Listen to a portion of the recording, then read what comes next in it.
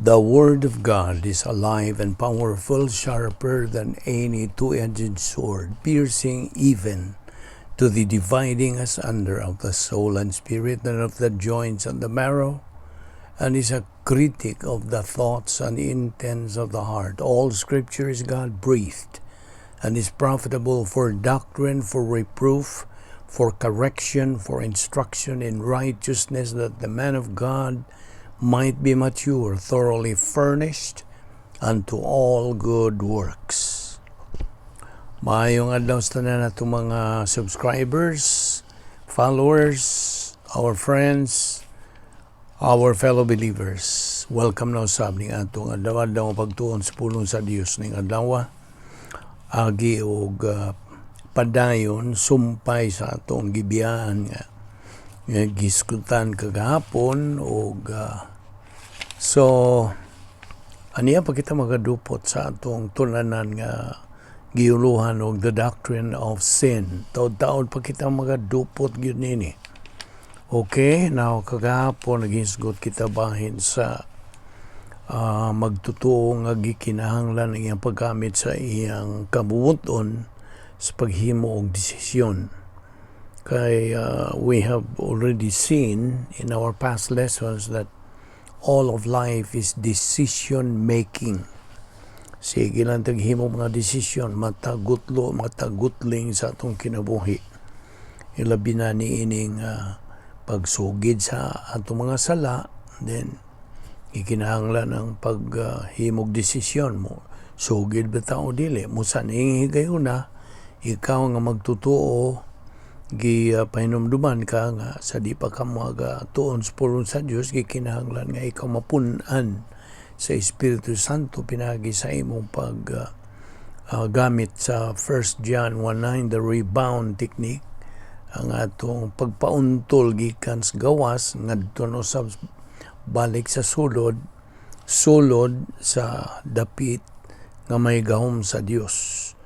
Gitawag nato og operational divine dinosphere. Musa aron ikaw makasambot sa itudlo sa balang Espiritu Santo, then gikinahanglan nga ikaw mapunan, dumalahon ka sa Espiritu Santo. Nawalang kanimo dili magtutuo ang imong buhaton, dili ang pagsugid sa imong mga sala, kundi dili ang imong paggamit.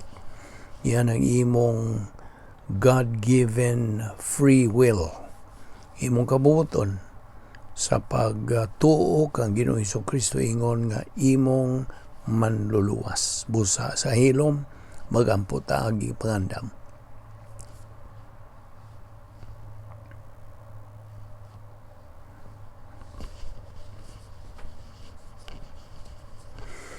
Amahan namong langit nun, nagpasalamat kami kanimo ni inilay na sa mga adlaw nga imong gipadangat kanamo uban sa mayong panglawas. Salamat ni inihigayon nga imong gigahin alang sa among pagpadayon sa pagpakaon sa among tagsatag sa kakalag, yining imong kamatuoran. Salamat ni among Bible study pinagi sa YouTube channel sa Balbido Evangelistic Ministry. Panalangin ni kini mga subscribers nga nagasunod ni ini kini tanan. Among gipasalamatan sa ngalan ni Ginoong Hesukristo. Amen. Okay, decision. Mo kini atong himuon ni atong pagtungtong ni ining ikaduhang bahin sa plano sa Dios. Decisions pagdawat kang Ginoong Hesukristo kung ikaw dili magtutuo. Decision sa tuon sa pulong sa Dios aron ikaw magatubo spiritually. So, nakay kapilian. Mo decision ka ba sa pagdawat o mo desisyon ka ba sa pagsalikway? That means to say, you are totally free to choose.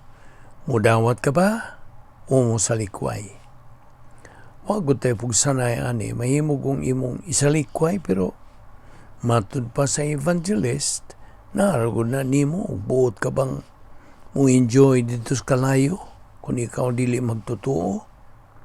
Linaw baya sa kalayo ang nagahuwat niya itong musalikway sa tanyag nga kaluwasan. So atong makita din nga sa atong paghinay-hinay o at o pagpatinaw nining maong mahinungdanon kayong pagtulunan. Atog yung matuhog ang lintunganay nga buot ipasabot o ipaklaro sa maong doktrinas pulong sa Dios. Busa subliyon ta sa pag-iingon nga ang nagisugot man ang kapasayloan na forgiveness. Subliyon ta sa pag-iingon nga ang kapasayloan sa atong mga sala resulta kadto sa desisyon nga himuon sa bisag kinsang sakop sa kaliwatan sa tao nga modawat sa tanyag nga kaluwasan nga gibuhat ni Ginoong Jesucristo dito sa krus. Og mahimo na niya ng tawhana nga midawat sa gibuhat ni Ginoong Jesucristo sa pagbalik ngadto sa Dios sanglit nakaangko naman siya sa kapasayloan sa iyang mga sala. Sa laktod nga pagasulti, luwas na siya. Sayo na sa Dios ang pagpasaylo. Sa una, nganong pasayloon man ka. Ibutang tag, wapay nahitabo dito sa krus. Nganong pasayloon ka sa Dios nga, di man makapasaylo ang Dios nimo kay wa man kay katakos. You did not have capacity nga mga tubang sa Dios ug moingon ka, Dios pwede na kong pasayloon. Oh, unsa man day imong gibuhat?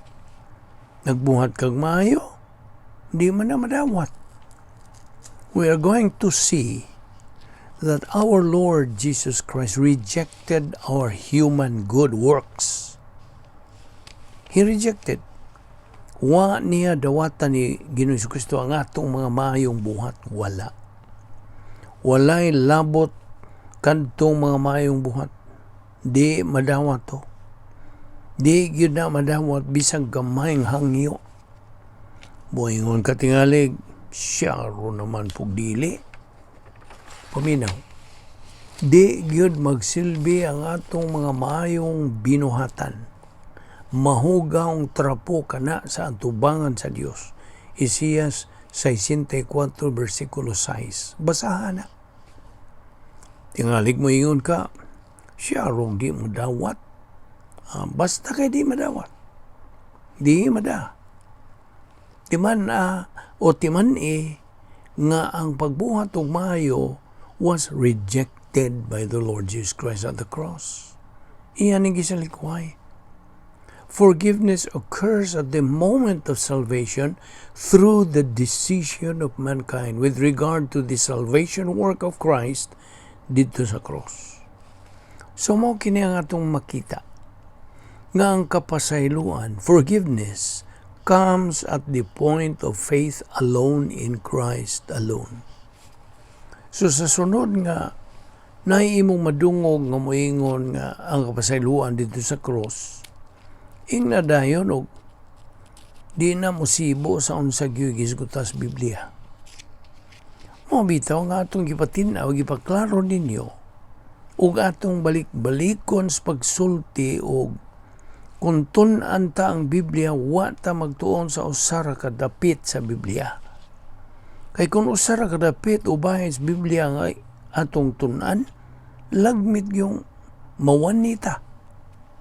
Kung magtuon gud ta sa Biblia, kinahanglang tun-an ta ang tanan ang kinatibukan sa Biblia. Apil na to silang Abraham, silang Joseph, sila si David, nila ni Pablo, sa libro nga to sa taga-Korinto, taga-Tesalonica, taga-Galacia. Kaya kadto silang tanan, kinahanglang ipasibo aron maklaro nato og unsa man gyud ay ang kamatuoran. Kay kung usara ka butang ang imong pagkadak-an ang bahin sa mga iyong buhat, imong pagkadak-an ang napulo ka sugo, imong pagkadak-an ang mga adlaw, imong pagkadak-an kung unsay makaon o unsay di makaon, wa na ka. Ang buot natong ipasabot, kini ang atong gitawag og rightly dividing the word of truth. Kanang pinasibo ang tanan. Dili kay usar ka bahin mo'y atong kuhaon.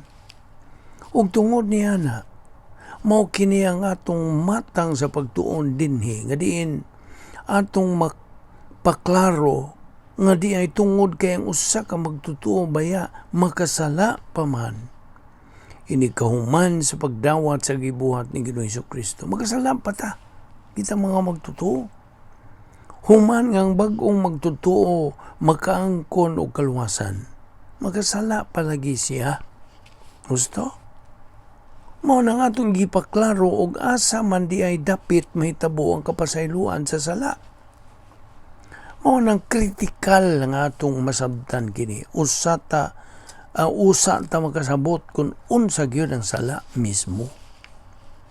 The result of believing in Christ is now forgiveness, ang kapasayloan.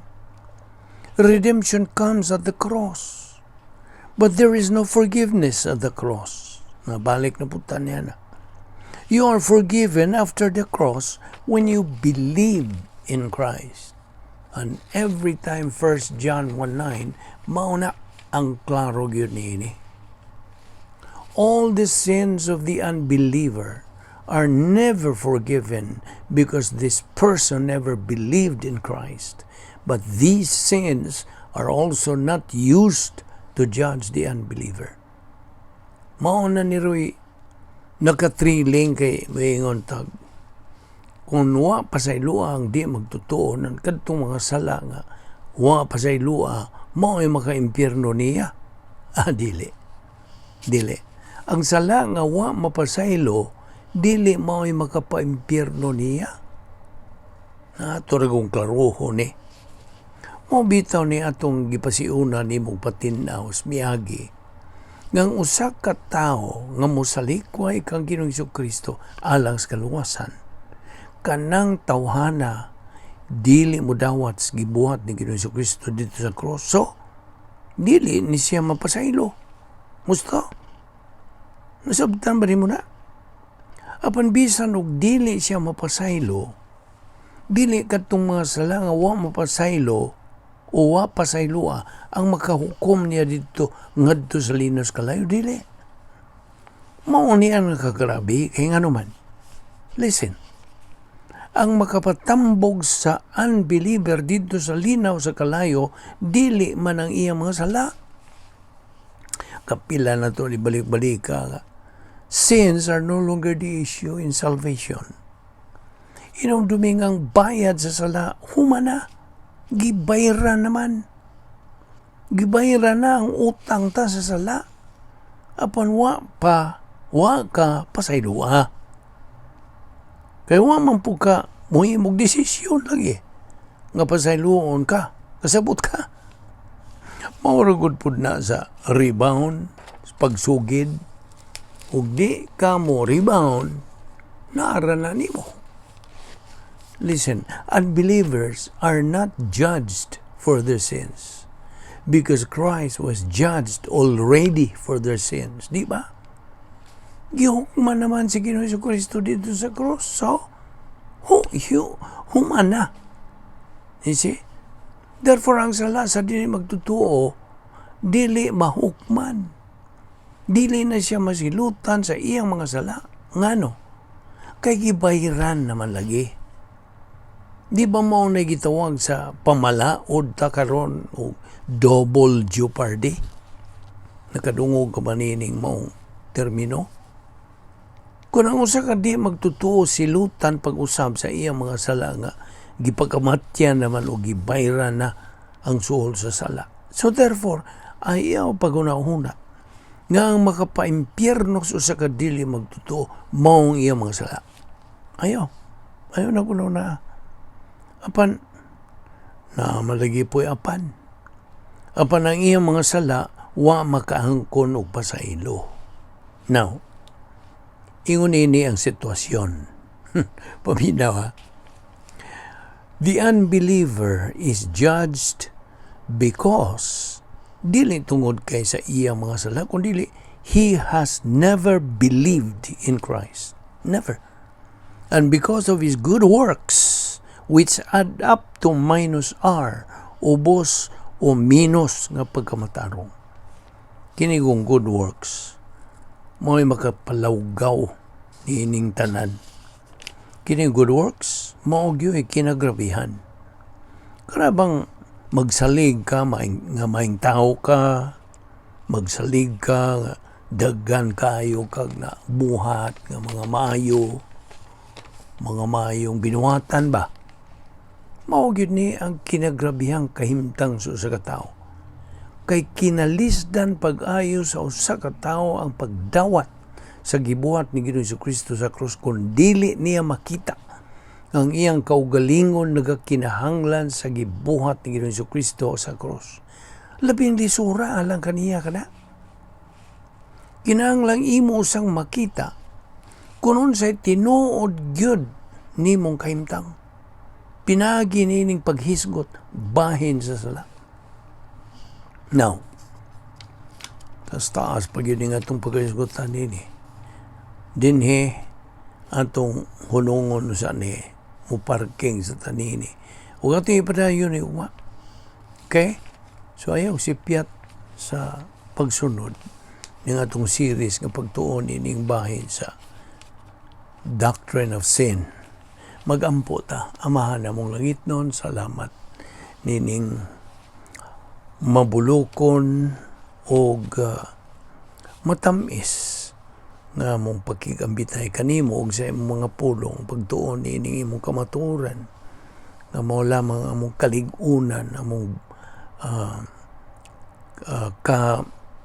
among kaligunan sa among pagkakristohanon imong mga anak. Una kami mahimo sa mong kaugalingon nga mga tawhanon, nga mga paningkamot. Kundili kami mag-aagad lamang sa imong grasya. Ang tanan nga mong gipahimos lang grasya. Salamat o Diyos sa imong pagkamatinumanon sa imong mga saan. Salamat na imong Bible study pinagi sa YouTube channel. King tanan, among gipasalamatan sa ngalan ni Ginoong Jesucristo. Amen.